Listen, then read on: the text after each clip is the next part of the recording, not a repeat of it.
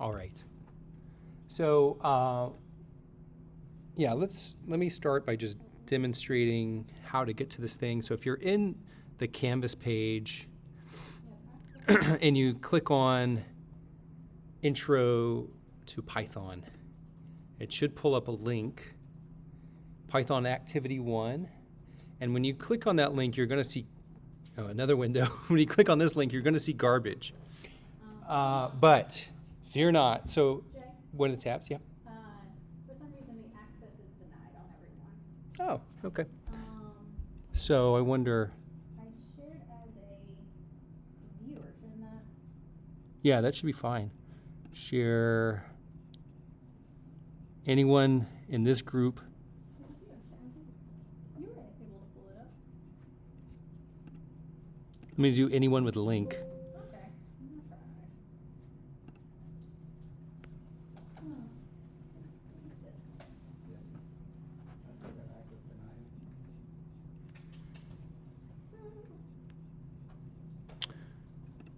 Let's Everyone can, but let me see if I can share the link one more time. I'm gonna just drop this link in an announcement and see if that works. Try this link. can you send it to, instead of all sections, just Monday? That would confuse my laser group. I can try. Yeah. Yes, right there. Publish.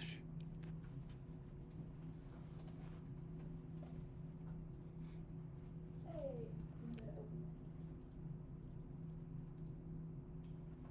Great. Oh, yeah. Oh, every single time I forget about sticky notes.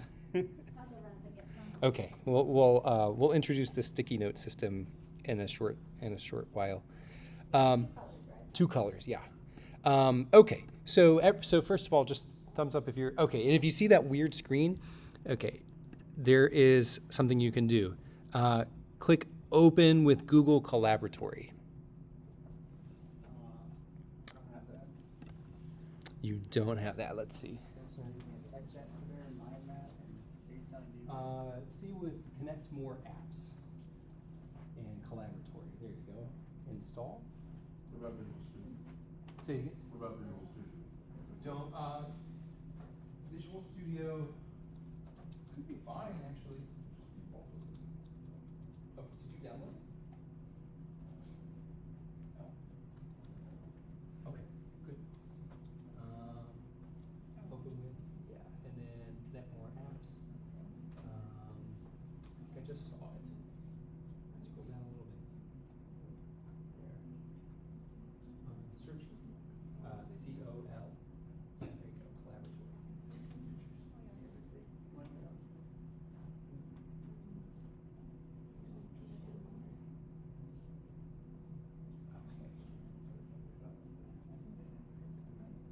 Yeah, let's refresh. Perfect.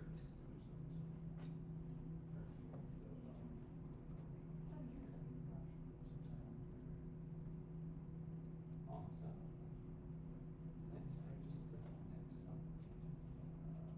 Good.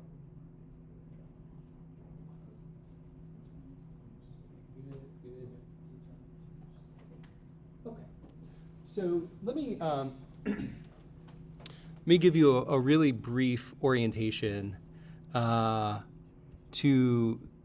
Google Collaboratory while we're waiting on Dr. Woods to get the sticky notes.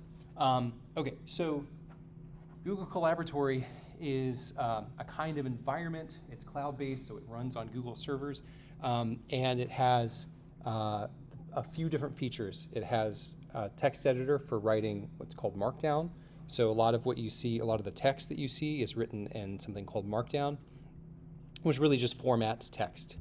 Some of it doesn't look that interesting, but you can see that there are blocks of text that have special formatting, like the code syntax is written with special formatting, and then equations are written with special formatting. So Markdown allows you to write this kind of formatting, and that's something supported by Google Collaboratory. But the other thing that Google Collaboratory allows you to do is write in different programming languages, and we're going to be using the Python programming language. So just a really quick, a show of hands, who's actually written in some programming language at some point in time in their life. Who's ever written code? Okay, Natalia, you have? HTML though. Yes, HTML is an example of a programming language. Anybody else? Okay, so no one's written in Python before. Okay. How about MATLAB? Has anybody ever used MATLAB? Mathematica? No. All right. All right, so then let me take another step back. So what is a programming language? So, I mean, a programming language is a human readable and writable language that allows you to communicate with a computer. So there's basically two different kinds of programming languages. In the world, there are those that are called interpreted and those that are called compiled, and they just differ in how the stuff that you write actually ends up being executed by a computer.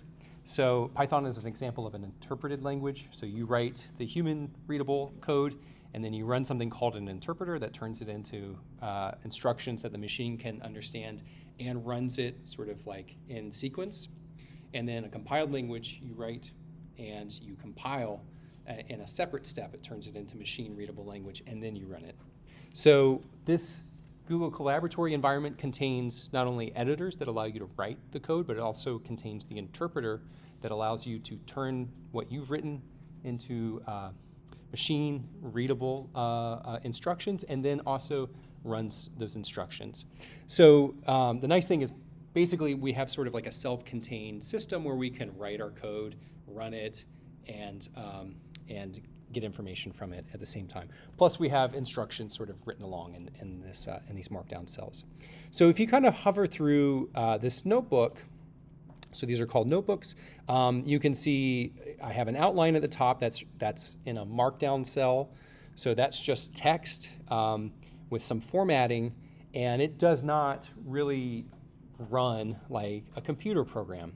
But then I have other cells which appear differently.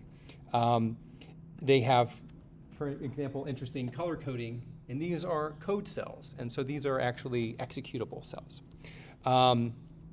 And so what we're going to do is we're going to see that there's a whole bunch of alternating markdown cells with some instructions, and then code cells with some pieces of code that have been written already and some that have not, that we're going to write together or that you're going to write on your own in order to sort of get a little orientation to Python, really learning by doing. I'm not going to spend a tremendous amount of time talking about the syntax. I'm going to try to introduce the concept and maybe give you a little example of the syntax needed to do this kind of operation, and then we're just going to do it a few times. And the main thing that I want to do, in addition to just introducing basic syntax, is actually just remind you of a little bit of linear algebra. So you can see in the outline what we're going to do is we're going to learn some really basic stuff in Python. We're going to learn about variables and arithmetic operations, and then we're going to jump right into vectors and matrices. I'm hoping that even if you've never taken linear algebra, which how many people have never taken linear algebra? A few of you have never taken linear algebra. How many of you have taken an actual class in linear algebra? Wonderful. Why? Why did you do that? We don't make them do that. You just did that voluntarily? Wonderful. Linear algebra is awesome. Okay, great. So those of you that have never taken it, those of you that are rusty, those of you that are really up to speed on linear algebra, hopefully you'll all learn something, because you'll learn how to do linear algebra with Python. And then the last thing that we're going to do is we're going to use this in the context of some of the machinery that we use to talk about spin in quantum mechanics, and that we haven't introduced in class yet, but we will starting Wednesday. So you'll be a little bit ahead of that. All right. So any questions before we get started? All right. Everybody ready to follow along? So you have now 2 cards, by the way. So let me tell you quickly how this card system works. If everything is going great and you're following along and you're getting the same kinds of output as I am, have your green sticky on your monitor. If you get stuck, if something goes crazy, if you don't understand what's going on, if your computer is telling you, I don't know what you're talking about, please put your red sticky on the computer, and that will alert us that we need to slow down or come talk to you.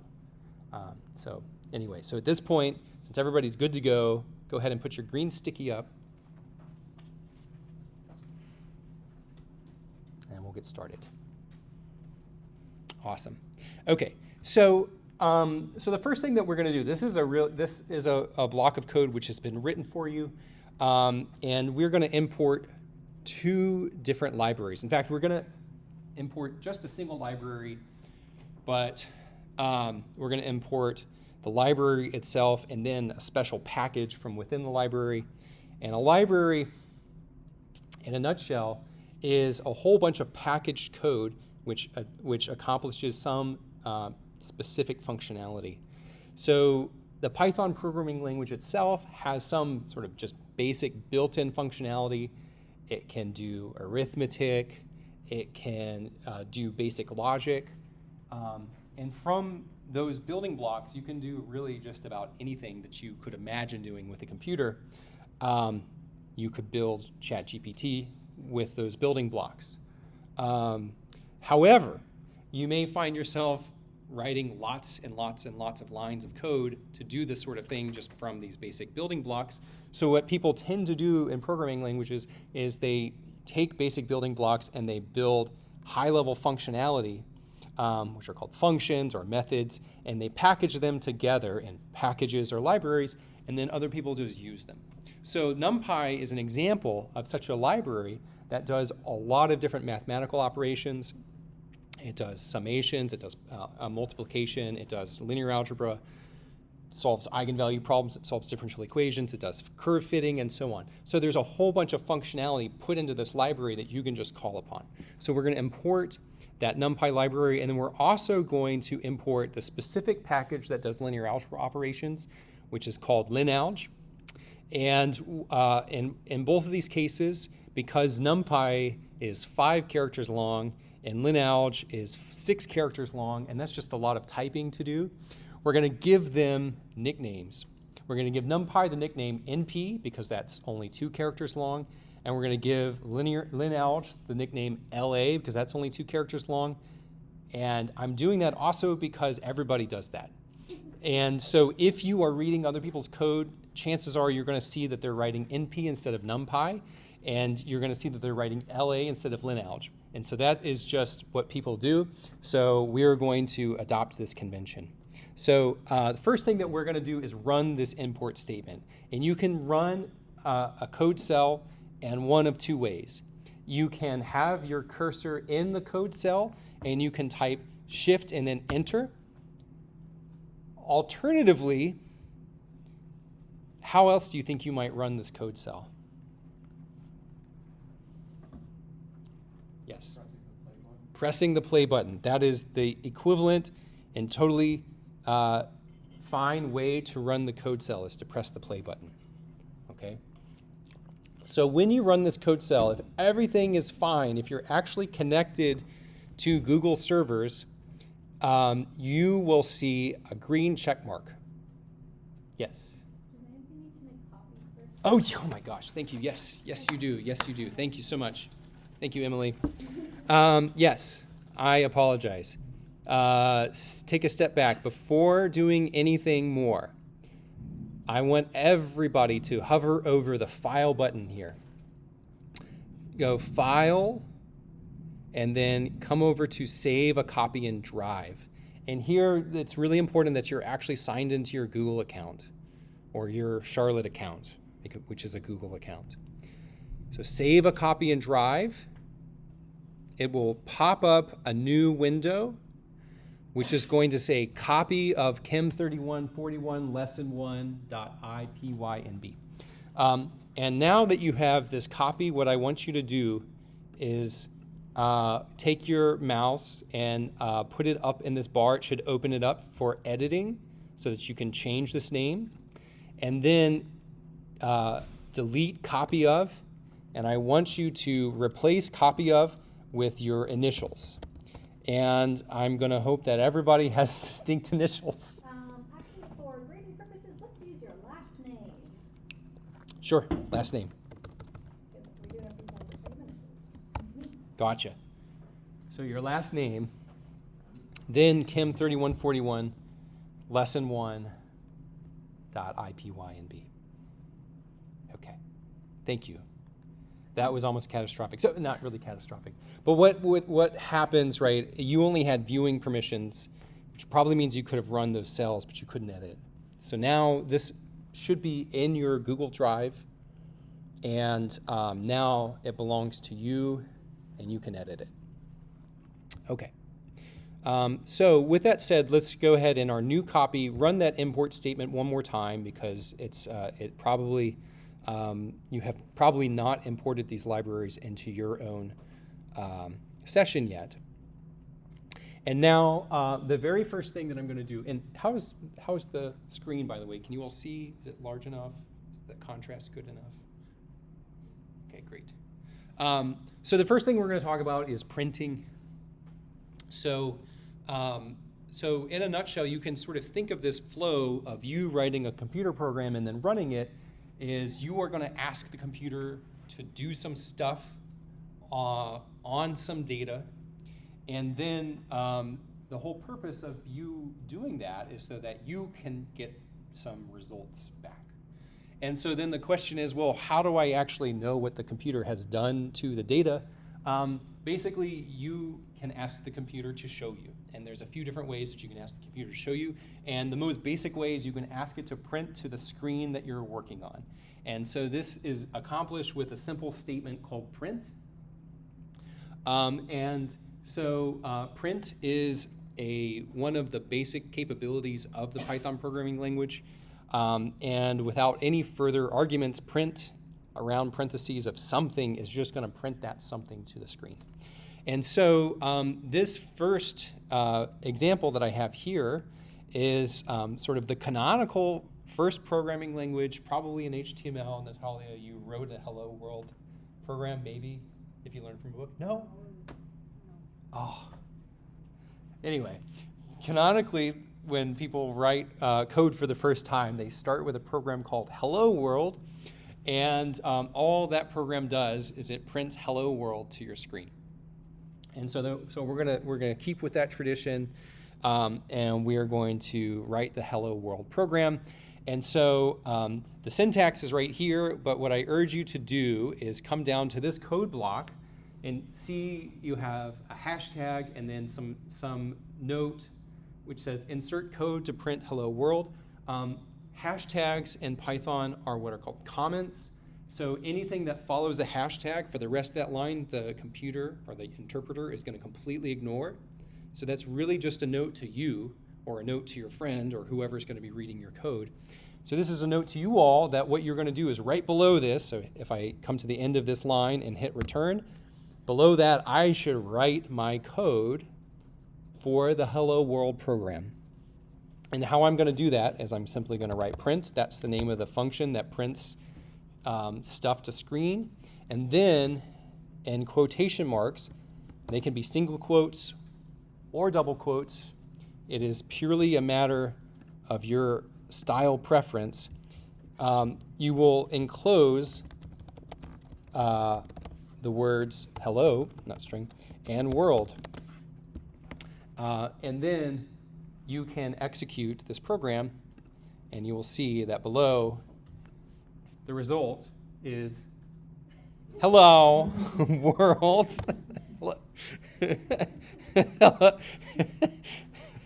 It's hello with flair. Hello world. There you go. Hello world.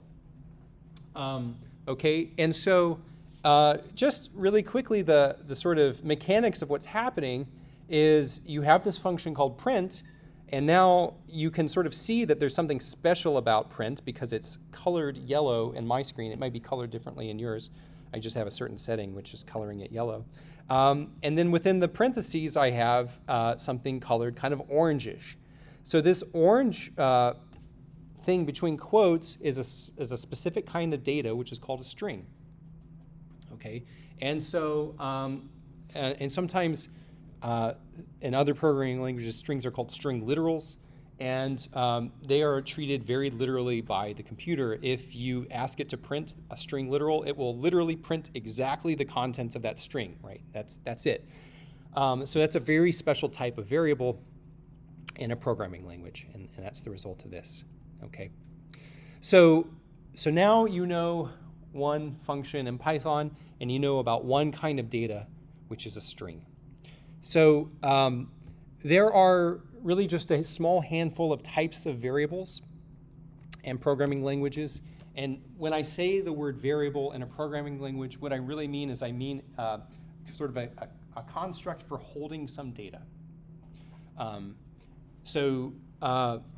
this is going to be essentially what we allow, or what's going to allow us to perform, more and more complicated operations on data, is the fact that I can sort of store data in variables which have names, and then ask the computer through its different functionality to do things to that data by doing things to the variable which is assigned a value or values. Okay, so the kinds of variables that we have are integers, which in Python are called ints. So the data type for an integer is int, and an integer is a counting number. Right? So it could be negative, it could be positive, it could be 0, but it's a counting number. It does not have a decimal place, and it does not have any numbers beyond the decimal place. So examples being like 1, 5, -5, 0. Okay. So that is one kind of data in Python. Another type of data is called a float. And this is a number that does have decimal places. So for example, 2.2 is a float, -4.1 is a float, 5.0 is a float. We have strings, which are just strings of characters, which we usually associate with words, but they don't have to be words. And we've already seen an example of a string. This is a string. And then we also have a data type called complex, which hold complex numbers. So these could be integers or floats that have a non-zero imaginary component associated with them. And so I'll show you the imaginary unit later in Python, but when I say imaginary component, I mean a component which is proportional to the square root of -1. So the imaginary unit I. And we will use complex numbers, by the way, in this notebook because we need to for some of the spin matrices. Okay, and then finally there are Booleans, which are true, false data. They have two values, true or false. So they're sort of a logical type of data. Anyway, what I have done here is I have defined a few different variables through a process called assignment. And so assignment always has the following form in Python. You have a variable name on the left-hand side. You have an equal sign, and then you have a value on the right-hand side. And importantly, it's a single equal sign for assignment. There's actually a place for double equal signs in Python, which is not assignment, it's actually comparison.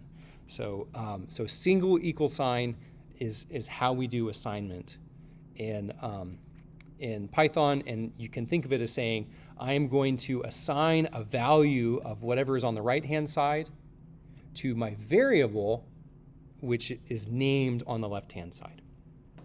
Okay, so we've got three different variables.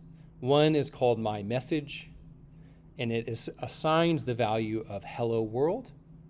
And what type of data is that? Thank you for saying that. Print is actually a function. It is, so let's think of the data types: ints, floats, strings, or complex, or Boolean.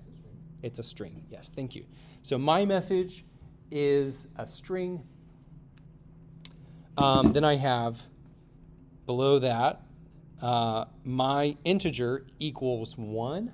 So what kind of data is that?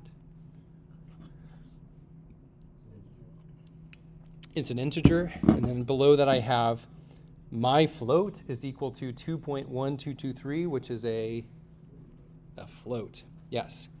Okay. So now all we're going to do, we have these three different variables. Let's insert three different lines of code which are going to print the values of those variables to our screen. So I am going to disconnect my monitor while I type mine and let you all, oh yes, thank you. Let you all try by your own hands. And if you come up with errors, don't forget to use your pink or red nib card. Yes.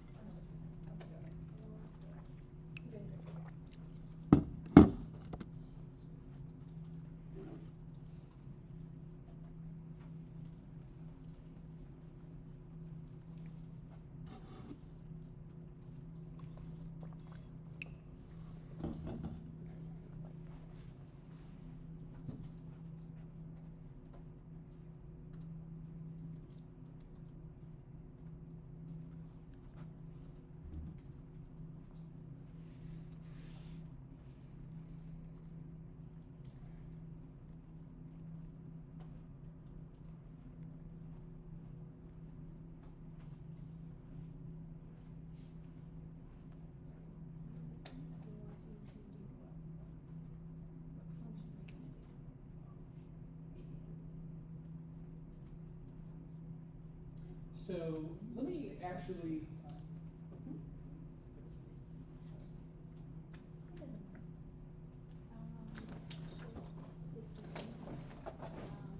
For the purposes of this particular exercise, what I want to do, so I have these three different variables, right? The first one being called my message.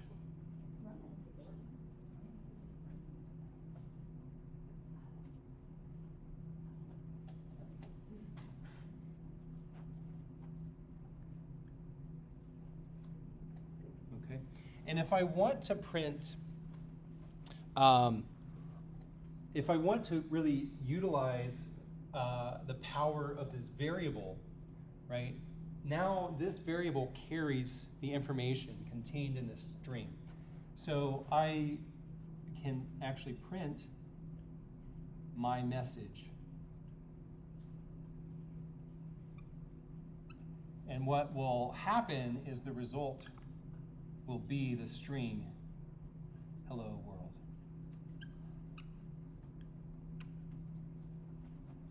So while you would have exactly the same result if you chose to do print hello world,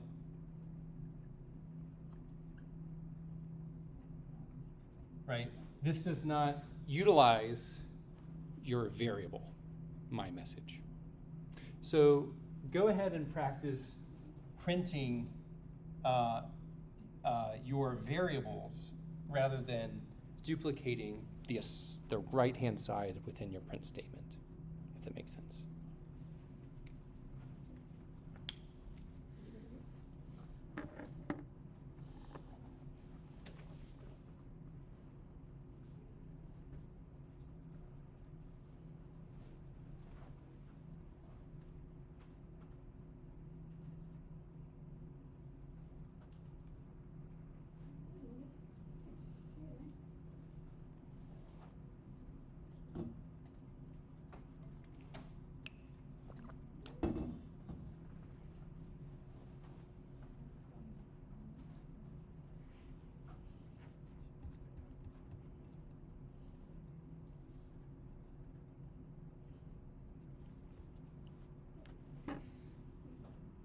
Okay, so I'm going to go ahead and share my screen again.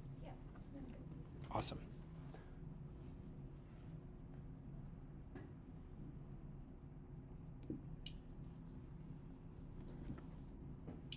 There we go. Okay, So these are the three statements. And actually, I just want to show you all that if you start typing these print statements, so if I do print and then start typing my, Google Colab is a little bit friendly in the sense that it realizes that you have a variable called my message and you might want to print it. And so it shows you this, and you can click on it to autocomplete that print statement. So if I run these, I get this output, which is what I expected. Did everybody get that output? Did anybody not expect that output? Okay. All right, good. So, all right, so that's a really, really simple demonstration of these variables. So the question was, does it remember the assignments throughout? Yes, it will. Yes, it will. Yes, great question. So if I, down in the next cell, now down in the next code cell, I have 6 new variables, right? They have different names. They're very similar names, but they are different, right? My float 1, my float 2, my int 1, my int 2, my string 1, my string 2. So these are different names, so they will be distinguished from your original variables. But in this cell, in fact, my float, my int, and my string still have assigned values. And it will remember until you restart your session. So if there's a tool up here under runtime, you can do restart runtime. Once you do restart runtime, it should clear the value of all of your variables. But for a given active session, it'll retain the information of those variables. Okay. So now you may be wondering, like, well, what is the advantage of these variables if I could have exactly the same output just by sticking the string in here? Why should I assign it to a variable? So, so the answer to that, becomes more and more apparent the more complicated the stuff you want to do is. We're going to just gradually build up complexity here, right?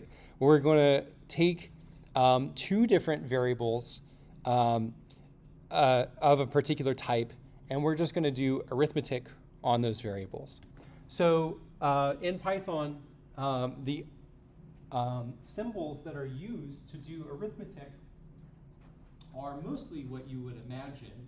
The plus sign does addition, the minus sign does subtraction, this slash does division, and this asterisk does multiplication. So what we can do then, right, if we have 2 different floats, my float 1 and my float 2, and we want to add them together, right, what we can actually do is we can say, well, number 1, we can actually just print my float 1 plus my float 2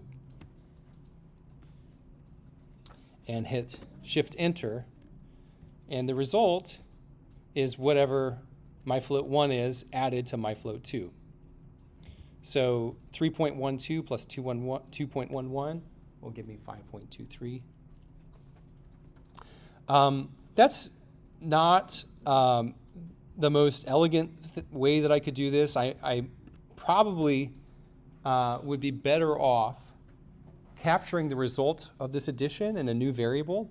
So I might say like float addition is equal to my float 1 plus my float 2. And I have really just come up with a completely, arbitrary name, float addition. You can call it whatever you want as long as you're consistent. But then what I would do is rather than throwing my float 1 plus my float 2 into the print statement, float addition in this case is going to capture the result of adding my float 1 to my float 2. So now if I print float addition, I should have the same result. I should get 5.23 again. So I'm going to try that.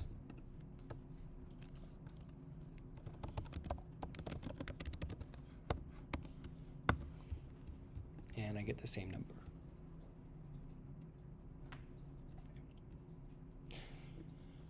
And this method is useful, especially in lab, when you have to do repeat calculations each time. So you could also, instead of repeating and doing, copy and pasting the code, you can just change your variables. Yes. So let's go ahead, let's go through, there's a bunch of different operations that we're asked to do here. So we're doing addition with floats first, then we're doing addition with ints, and then we're doing addition with strings. So the addition with ints, if I add my int 1 to my int 2, hopefully we can all kind of guess what the result of that's going to be. What do you think, Jay? I think it's going to be 7 too. Yes. So we can do int addition is equal to my int 1 plus my int 2 and print int addition. What about the string addition? What's going to happen if I try to add string 1 to string 2?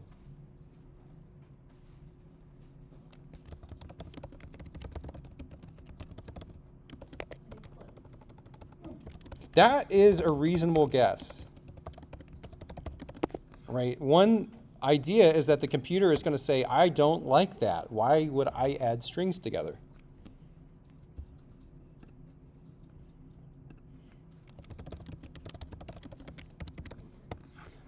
What's another possibility?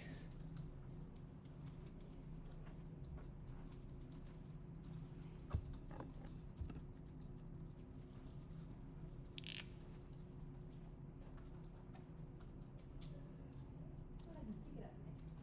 Just add the numbers within the strings and make string 3. Oh, yeah, that's a great idea.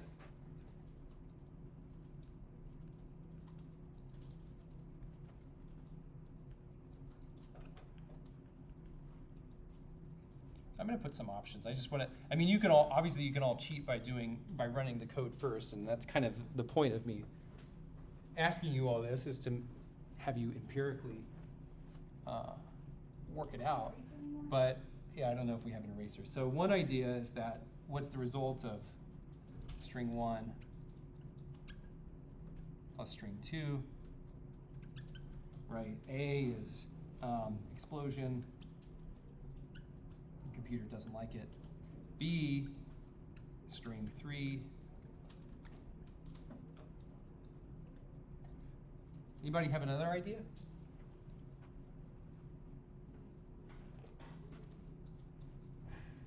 We just put the two strings together into. Yeah, that's another idea. String.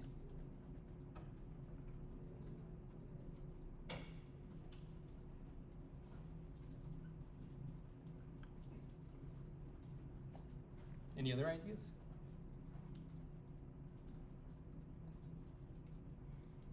Okay. Let's see what happens.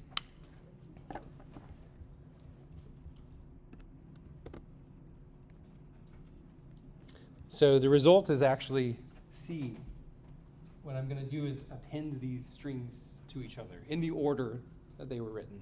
So this is string 1, this is string 2. String 1 plus string 2 is going to look like this, where I'm just going to attach string 2 to the end. If I had reversed the order, right? If I had done string 2 plus string 1, I would have string 2, string 1. Okay. Subtraction of strings is more weird, so we're not going to do it. But go ahead and just work through the rest of these statements here. So we want to do, now we've done addition for all 3 data types. Then I want you to do subtraction for these 2 data types, floats and ints, multiplication for floats and ints, and division for floats and ints. Yes? If you want to add the space, how would you put a space in between? Yes, if you want. So that's a great question. So you'll notice, right, the reason that there's no space is because the value of my string 1 is this, where there is no space before the S, there's no space after the 1. So what do you need to do to insert a space between the two of them? You need to include an additional string, which is just nothing more than a blank space. So there's a variety of different ways that you can do that, but one way you can do that is add. You can do this kind of statement, right? I'm going to add string one, my string 1 plus this, which is a blank string, plus this, which is string 2.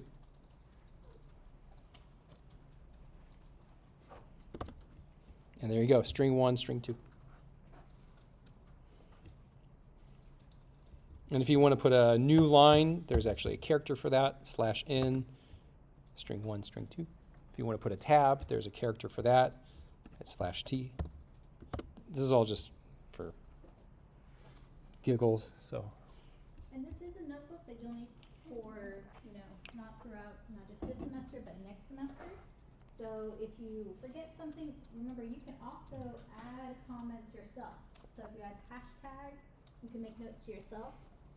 So like those cheats or like those shortcuts for tabs and lines might be a nice little thing to put in your notes. I got it to blow up. You did? What did you do? I subtracted. Yes. I'm gonna raise string 1 to the power of string. Yeah. Yeah. You should be able to multiply strings by an int and then they just repeat. But it only, again, that has limitations. If you do like 3.3 times a string, that doesn't have any meaning.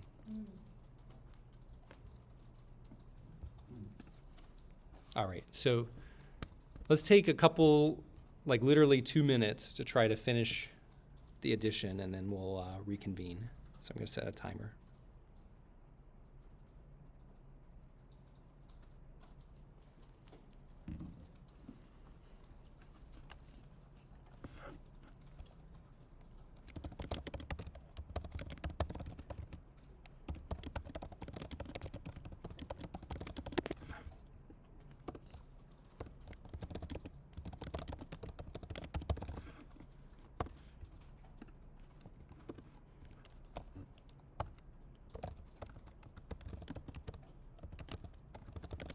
You guys feel like hackers yet? Yeah. Angelina Jolie. Yes. I'm gonna do the string Mm-hmm. and I forgot. You need to flush them. It's nice, but not, like, it will follow directions a little too well, so you need to go step by step.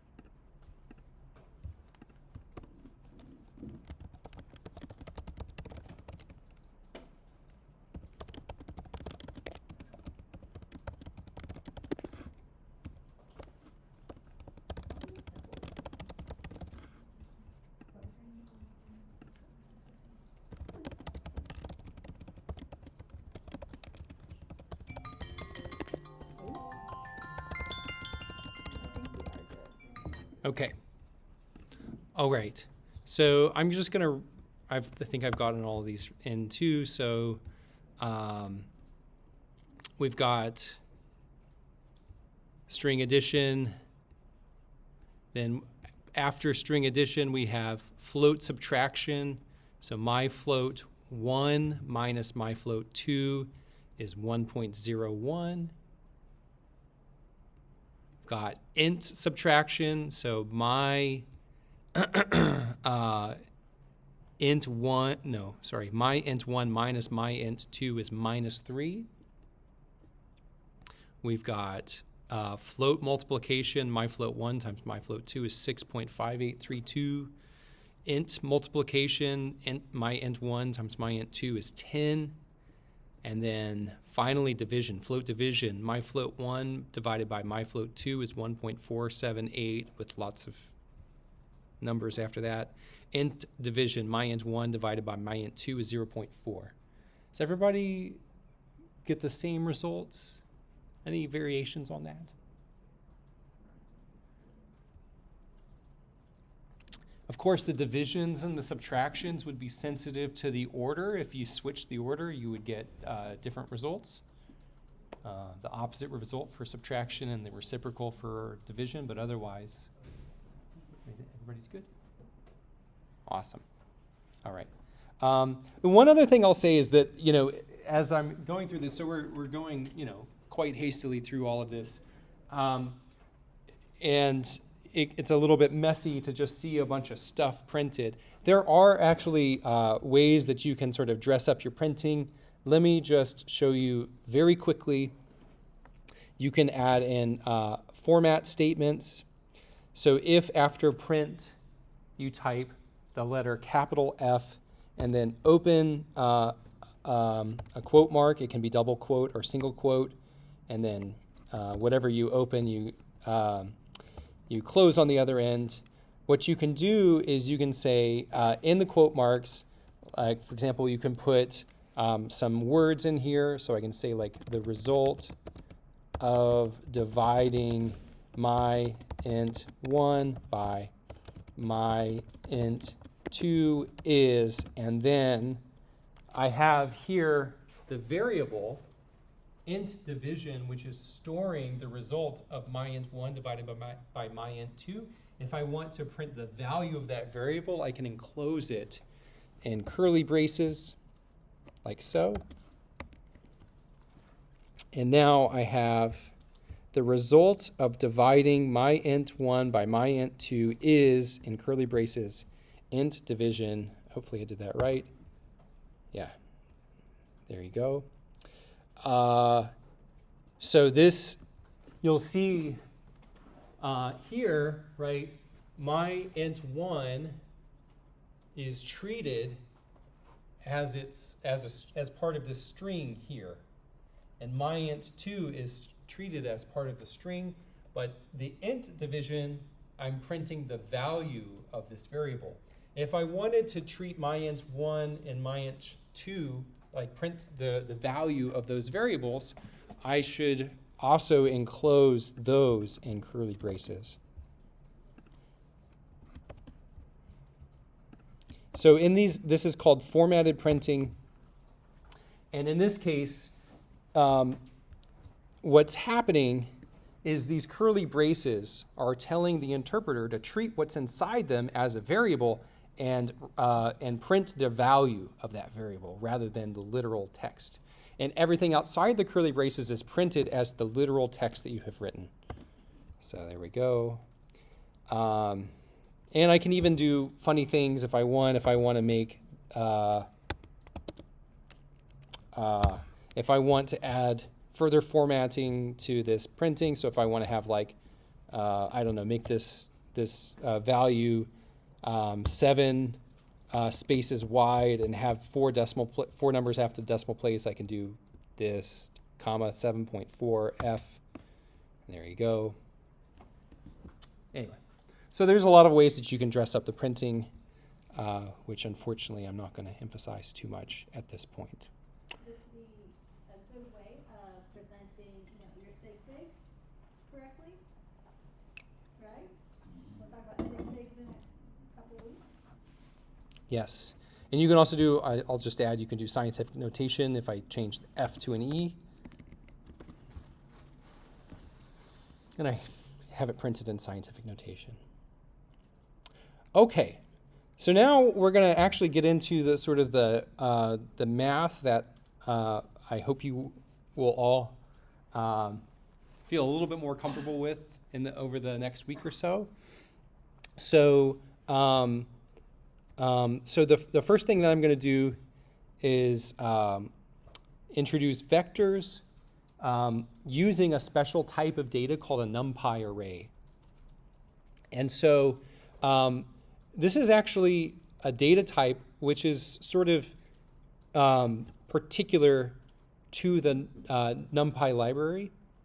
And it comes with some behaviors that are really, really useful. And one of these behaviors is just that it works with a lot of the, it works with a lot of the functionality of the NumPy library.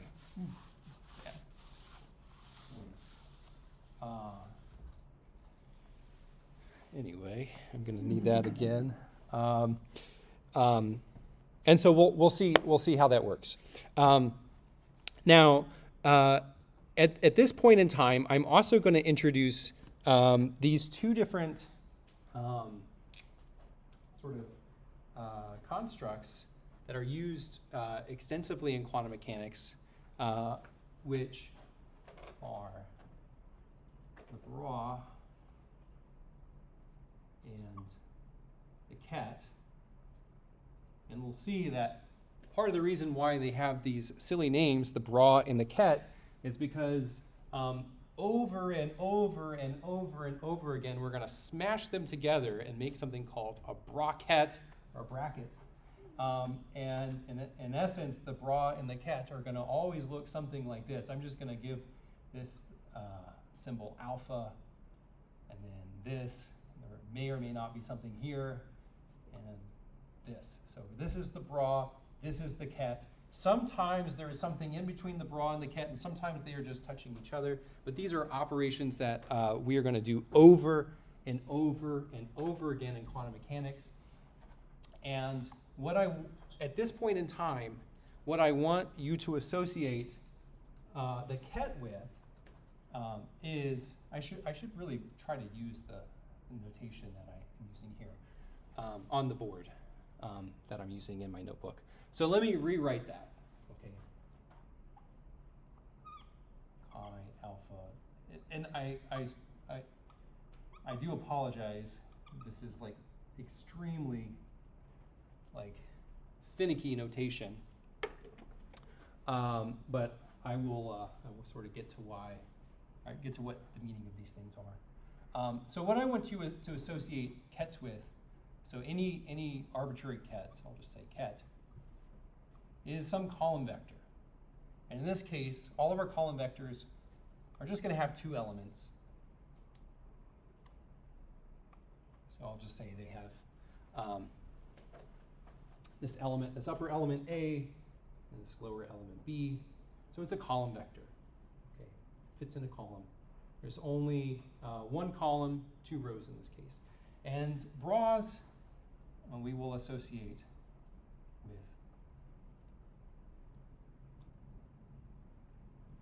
with row vectors, which I'll call C and D, like this. Okay. So right now, what we're gonna do is we're gonna build two particular kets. This one ket, which is called chi alpha, is going to have the form 1, 0. So this, in that particular case, A will have the value 1, B will have the value 0.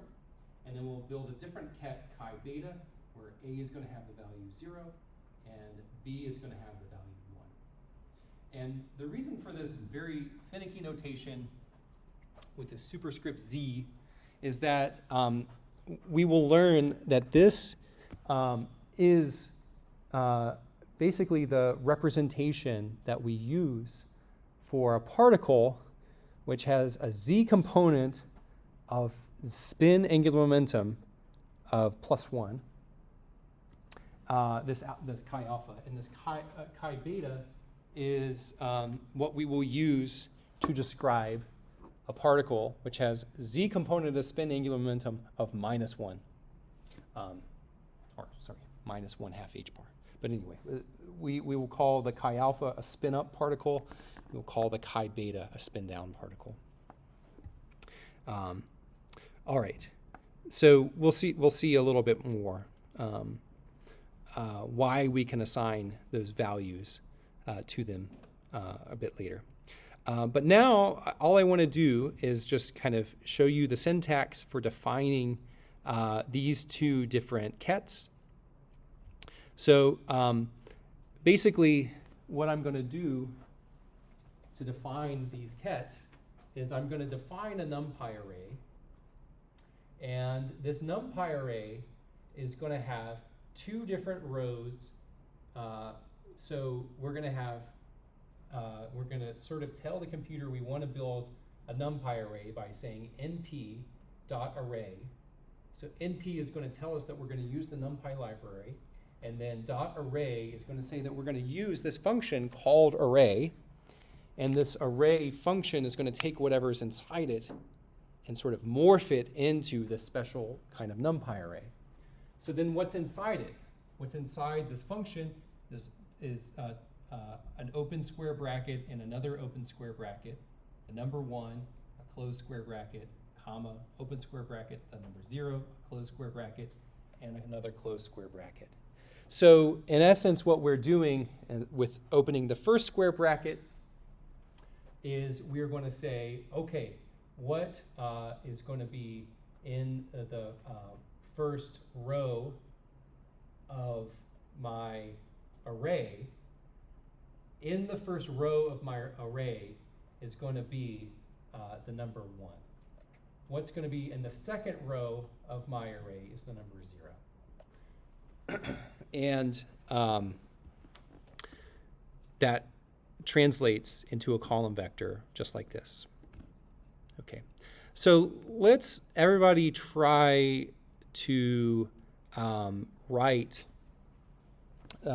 exactly that line of code where we will define our NumPy array ket alpha, and we will define it as np.array, open parentheses, open square bracket, open square bracket 1, go outside of that close square bracket, put a comma, open another square bracket, put a 0, and then you're done. So shift enter. We will store that NumPy array to the variable ket alpha.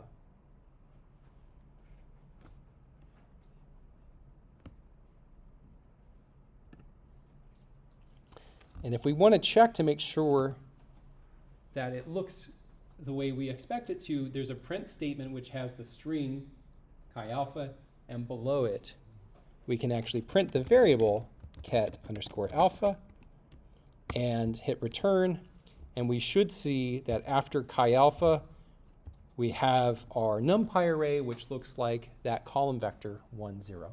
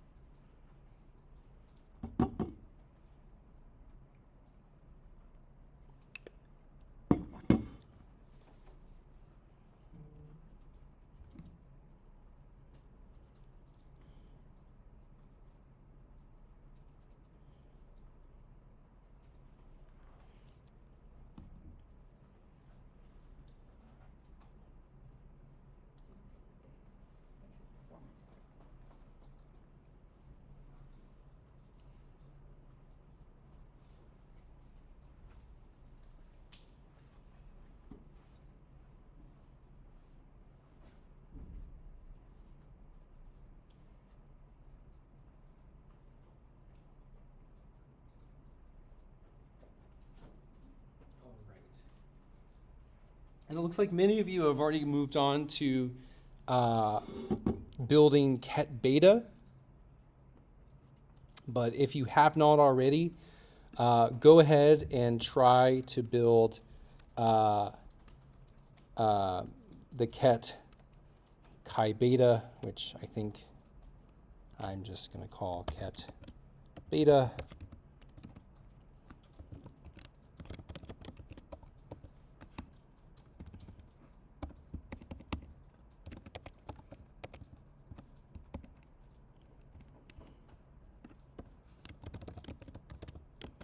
and then print.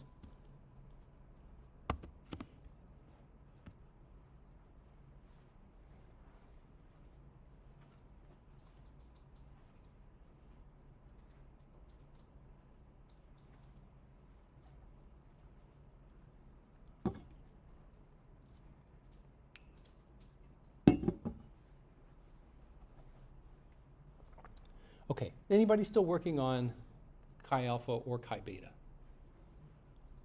All right. So there's another thing. So this is the value that we expect for chi alpha. This is the value we expect for chi beta. What I also want to do, so there is a another NumPy function called shape that you can use on NumPy variables, NumPy arrays, to basically give you the shape of this array. So what does that mean? Well, let's just test it out and see if we can interpret the results. So what we're going to do is we're going to take ket alpha, and we're going to actually just pass this function np.shape on ket alpha to a print statement. So np.shape on ket alpha is going to do something and return some information, and we're going to immediately print it by just capturing it in a print statement. So let's just see what we get. So the shape that we get is 2, 1. And this refers to the fact that ket alpha is a vector that, or is an array, I should say. It's an array that has 2 rows and 1 column. So that is basically what a column vector is, what a 2-element column vector is. So we're going to use that throughout because we're going to make our bras are going to have a different shape. You can sort of imagine if this is shape 2, 1, then this shape should be, let's do a little quiz. So this has shape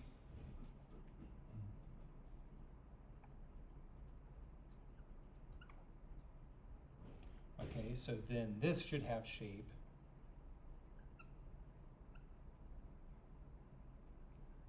A 1, 2, B 2, 1,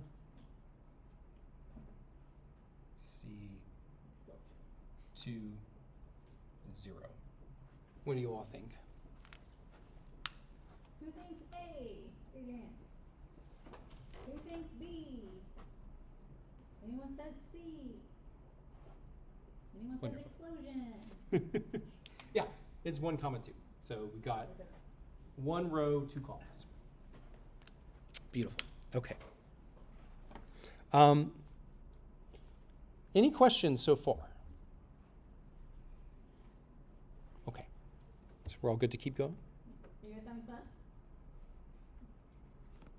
I'm sensing moderate Listen, tolerance. you could be a little bit higher. All right.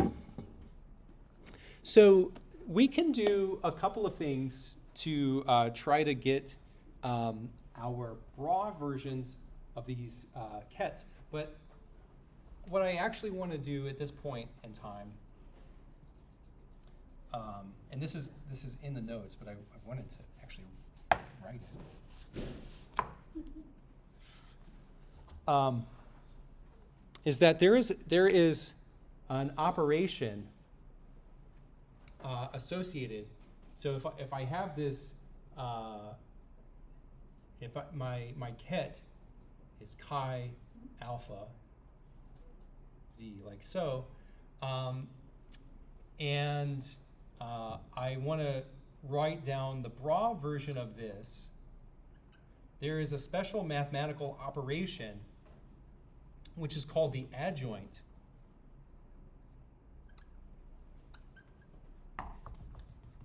So a lot of times mathematically this is denoted with a big dagger, and this is called an adjoint. And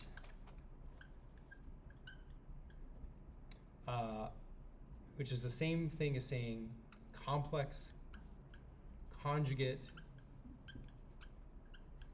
transpose. Okay, so there's two things we have to sort of unpack with that statement, complex conjugate and transpose. So who knows what the complex conjugate means? All right. So I'm going to give an example. So complex conjugate, the first word, complex, signals to us that this is an operation that deals with complex numbers, complex functions, complex vectors, complex matrices, things that involve a non-zero imaginary component. So I'm just going to write down some complex number, 3 plus 4 times I. Okay, and in this case, I is the imaginary unit, square root of -1. So this is a complex number, and there is another number which has a special relationship to this number, which we call the complex conjugate. Okay, so this is the complex conjugate. If this is z, its complex conjugate can be denoted z star, and it is simply equal to 3 minus 4i. So the complex conjugate, the only difference in the complex conjugate is that anytime you see an imaginary unit, you will change the sign of the coefficient multiplying the imaginary unit. So in z, I had 3 plus 4i, so its complex conjugate will be 3 minus 4i. This applies to functions. We'll encounter the complex exponential many times, so I might have like e raised to the I times 4 times x. Well, this thing, if this is f of x, it has a complex conjugate, which is equal to e to the minus I 4 times x. On down the line. There's many, many things we will complex conjugate.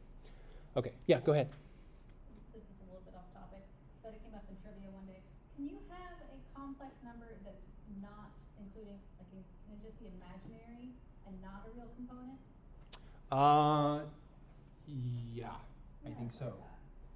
Well, you know, that's weird, right? Because then you would say that like every number is actually complex, because if 0 is a valid coefficient for I don't know the answer to that. My inclination is to say no, that's a pure imaginary number. Okay.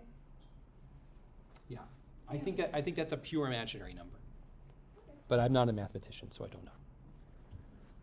Okay, so this is the complex conjugate piece. Is everybody okay with that? Yeah? Okay. And then the transpose piece. Well, we've already seen what the transpose means, right? This ket had shape 2, 1, and our bras have shape 1, 2. Okay, so what have we done? We have transposed the rows to columns, or vice versa. So that's what the complex conjugate transpose does, is we are going to basically tilt our column vector 90 degrees so that it's a row vector, and then each element we're going to take the complex conjugate of. Okay.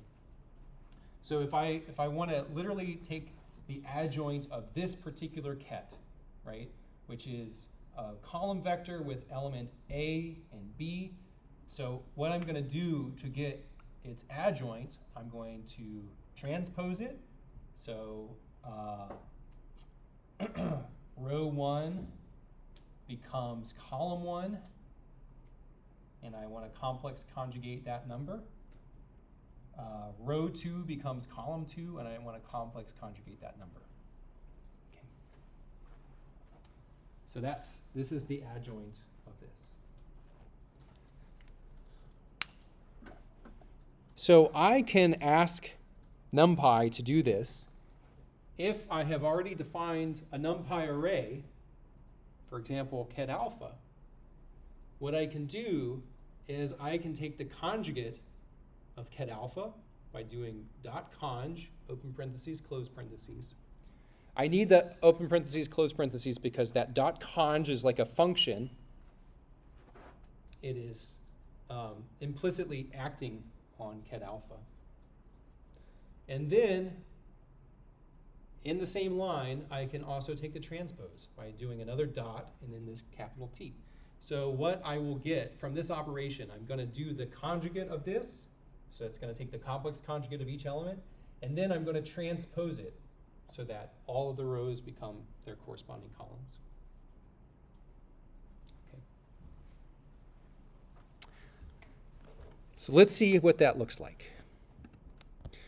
So I had a ket alpha. I'm going to define a bra alpha as the following. Ket underscore alpha dot conj, open parentheses, close parentheses, dot capital T. So that's my first assignment. My second assignment, I'm going to do bra beta is equal to ket beta dot conj dot T.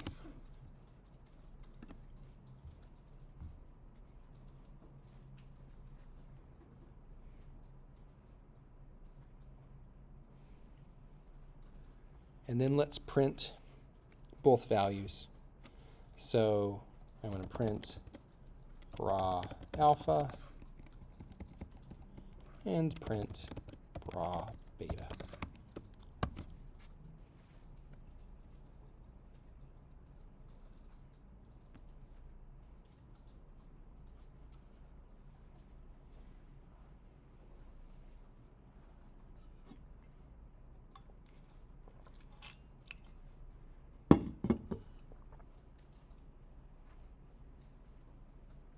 Don't forget stuff, remember you have that Yes. pretty pink.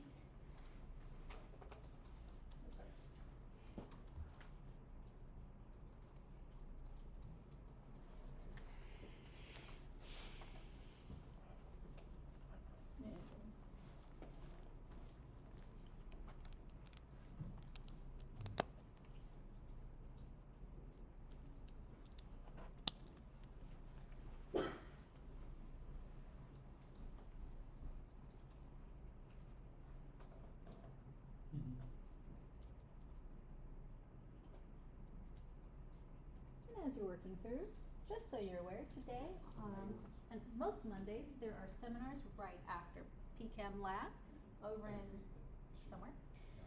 Today, a lot of the faculty are going to talk about their research, including Dr. Foley. Where's the talks today? Person one. Probably I don't know. 160? I thought it was in one here, so it's in Yeah, so if you want to know about some of the research going on in the If you, break, if you all haven't heard enough of me between lecture and lab, let's see. Where is it?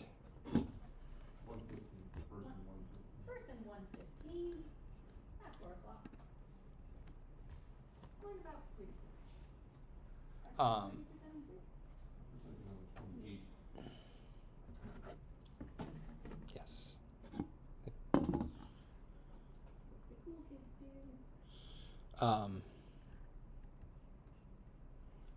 And I do want to apologize that the variable name that I decided to use was bra alpha and bra beta, or ket alpha and ket beta. And then the text keeps saying chi alpha and chi beta. So if you're finding yourself struggling with that nomenclature, there's a few things that you can do for yourself. You could rename these variables chi alpha, but you need to distinguish between the bra and the ket. Anyway, is anybody having trouble with the nomenclature of these, of the math and the variable names? Yeah.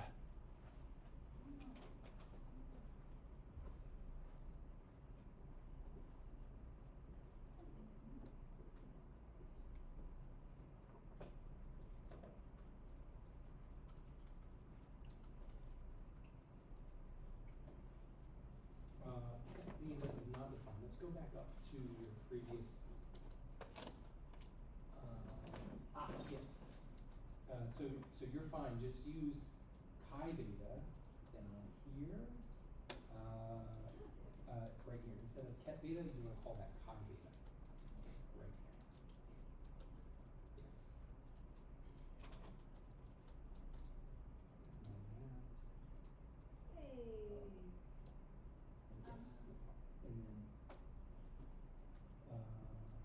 now you're printing chi beta. You want to print bra beta right there. So you may just, the other thing you can do is you can rename in your previous cell, if you want to rename this ket beta, and then switch back to kets instead of chi's down there. It will be consistent with my type image.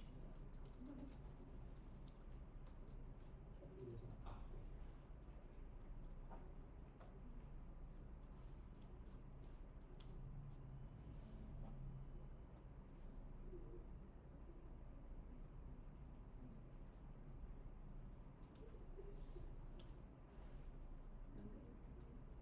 Actually, still want to do this properly. Sorry. Okay.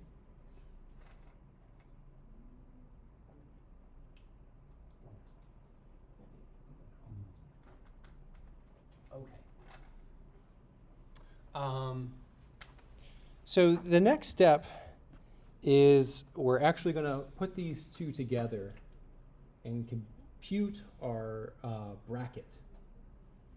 And so the bracket, basically what we can do is we can interpret this as our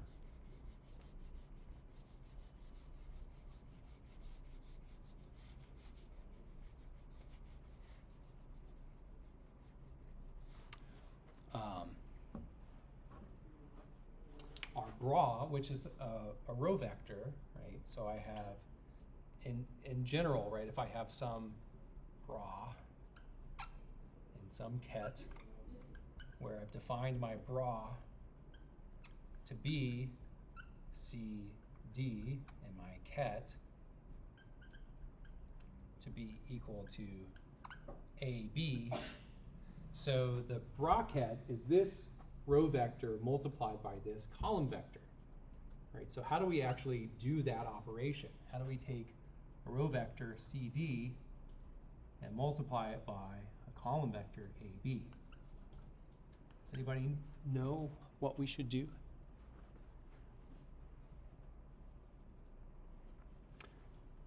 guys got this. Someone had preliminary algebra, right? What do you guys get?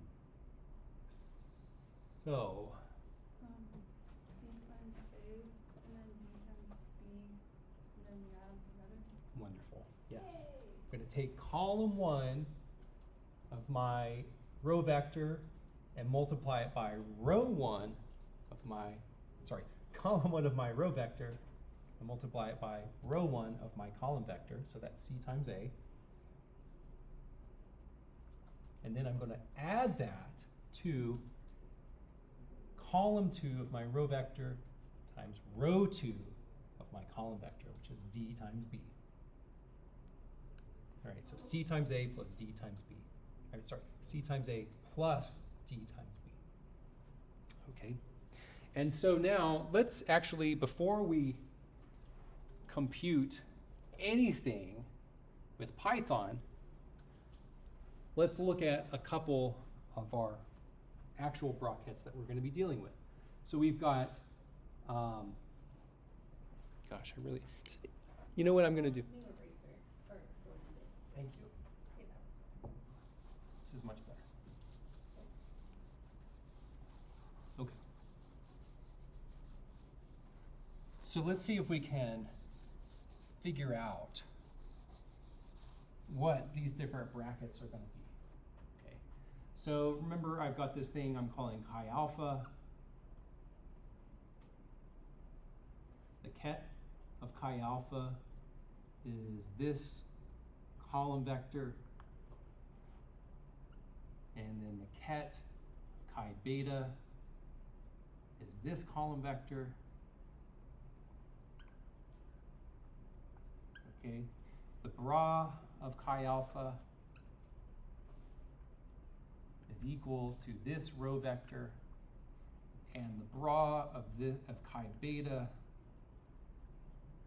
is equal to this row vector. Did I forget about my complex conjugates, or did the complex conjugates, are they correct in this case? Is 1 the complex conjugate of 1?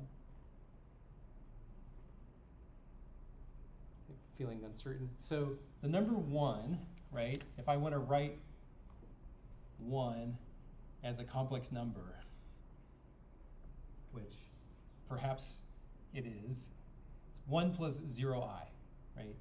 So if I change the sign of the imaginary component, right, z star 1 minus 0i. Well, this is really still equal to 1, and this is really still equal to 1. So it is totally correct to say that the complex conjugate of 1 is the number 1, right? Because there is the imaginary component is 0. So we've taken care of the complex conjugate here. We've taken care of the complex conjugate here. The complex conjugate of 0 is still 0. So this is all good. All right, so let's work out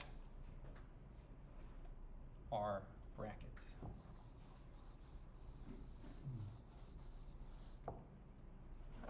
So I want to have first bracket chi alpha,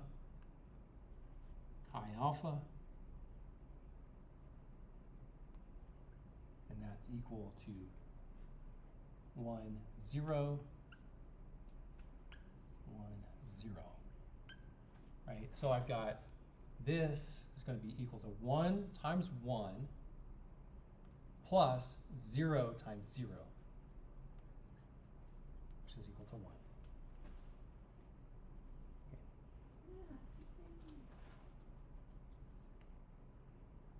We do chi alpha, bracket of chi alpha and chi beta.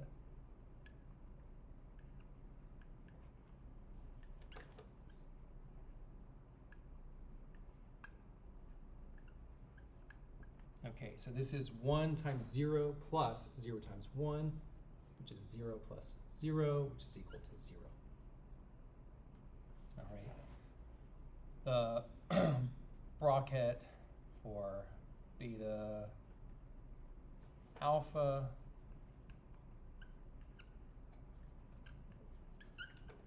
is the following.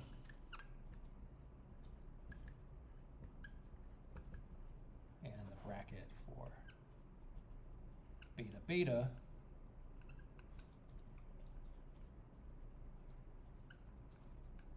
is equal to 0, 1, row vector, 0, 1, column vector, which is equal to 0 plus 1, which is equal to 1. So there's this notation for these basis kets, chi alpha and chi beta. The bracket is equal to this function, which is called the Kronecker delta function. So the Kronecker delta function is going to be 0 if we have these two different subscripts are not the same, and it's equal to 1 if these two subscripts are the same. So the way to interpret this is if I have n equal to alpha and m equal to alpha, then n and m are the same. They are both alpha, right? And then I got the Kronecker delta, delta alpha, alpha. Well, what does that mean? Well, if the two subscripts are the same, then this thing is equal to 1. If I have alpha beta, right, then the two subscripts are different, and this thing is equal to 0. If I have beta alpha, they're different, so it's equal to 0. If I have beta beta, they're the same, so it's equal to 1. There's an interpretation here to this bracket, which is really like asking about the projection of this vector onto this vector. So how much does this vector, which points in the direction 1, 0, how much does it project onto this vector, which also points along 1, 0? Well, they are the same vector. They have perfect projection onto one another. And their bracket is equal to 1. If I have this beta alpha, this is asking about the projection of chi alpha onto chi beta. And these are orthogonal vectors. They are pointing along fundamentally different directions. There's no projection of chi beta onto chi alpha or vice versa. All right. So that again is going to be kind of an important piece of intuition that we'll try to emphasize throughout the class, is this idea of a projection of these different states in a ket onto a state represented by the bra. How do we actually do this computation in Numpy? So in fact, this operation of asking how two different vectors project onto each other is really the operation of a dot product between two vectors. So in fact, the way to do this in Numpy is to use the Numpy function dot. So np dot is the way to call that function, and you pass to the to the dot function the bra, comma, the ket. So let's go ahead and give this a try. And what I'm trying to do here is use this notation, bra, ket, and then AA for alpha on the bra, alpha on the ket, bra, ket, AB for alpha on the bra, beta on the ket, bra, ket, BA for beta on the bra, alpha on the ket, and bra, ket, BB for beta on the bra, beta on the ket. So let's see if we can compute these brackets. And I have included the print statements already, so we just have to compute them and make sure that they are stored in the correct variable. So let's take a few minutes to do that. And while you're working, I'm going to step out and get some water, and I will be back momentarily.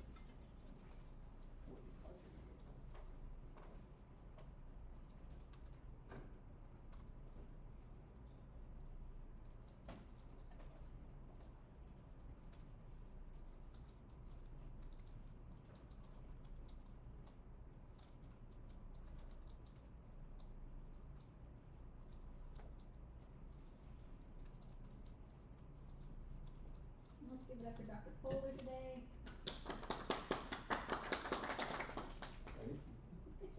See you next semester. Oh yeah, you have to deal with him with thermo.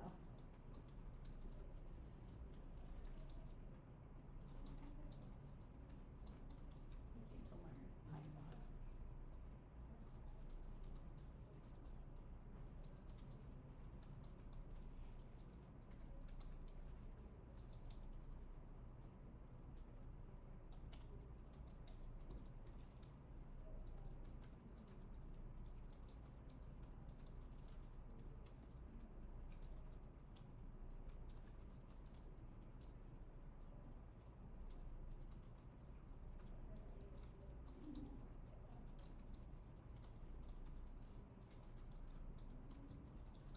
You jumped the gun. Okay. I was like, that's Okay,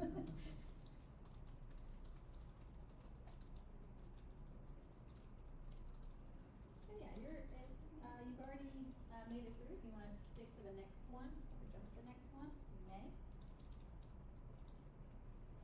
I really hope that you're keeping good notes as Dr. Foley is also explaining the science, or like the background on it, because you're going to need that for lecture. You really don't want to do some of the stuff by hand when you get into wave functions and whatnot. So this is a twofer, lab and lecture.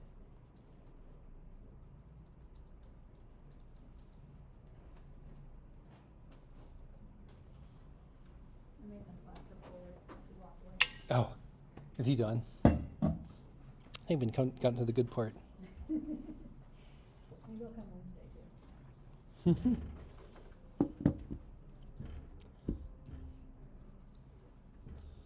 Okay.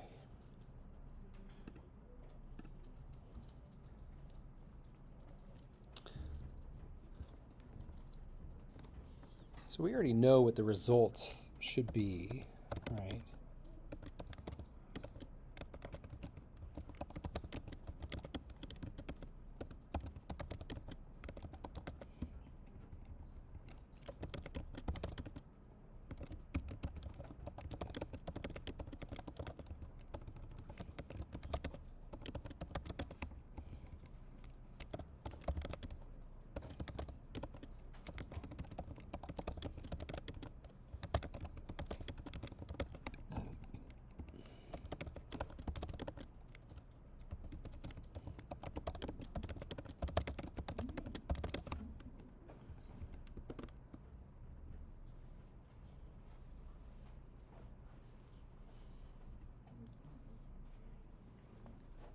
So anybody need more time?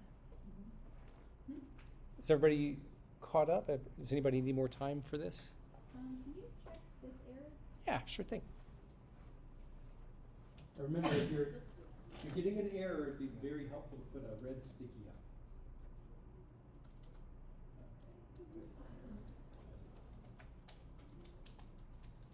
Oh,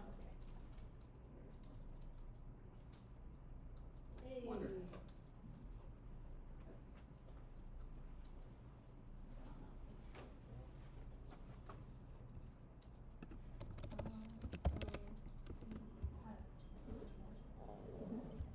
Yeah, by the way, if you mix up the order, right, you're going to get this error. If you're trying to do a dot a bra into a bra, you're going to get an error that's going to tell you there's a shape error. If you try to do a ket into a bra, it's probably going to give you the same shape error. Nope, it's not. Sorry. A ket into a bra is going to give you a matrix. A bra into a bra is going to give you a shape error. And a ket into a ket should also give you a shape error.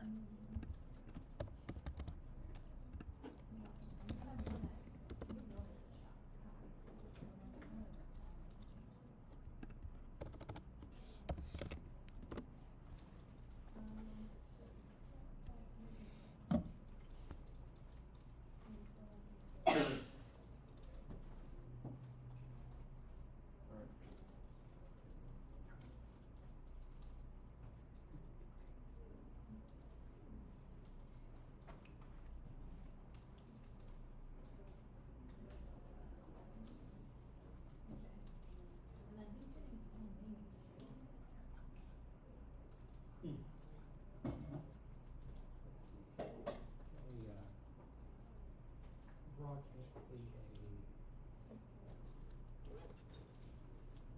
Yeah.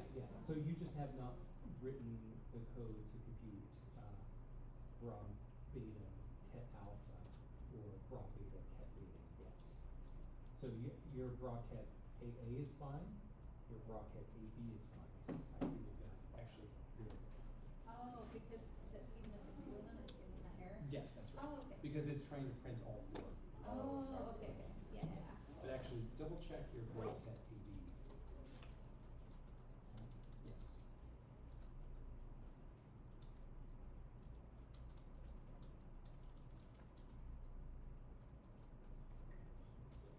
What are you multiplying by? So this is alpha, and then what's the catch G?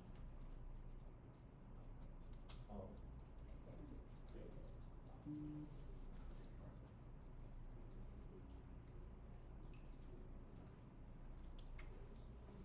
Good comment.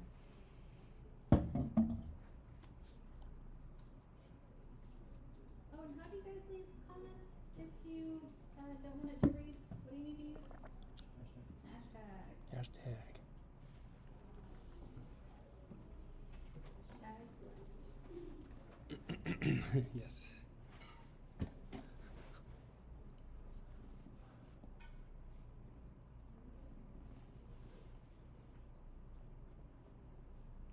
Okay, yeah, play around. Okay.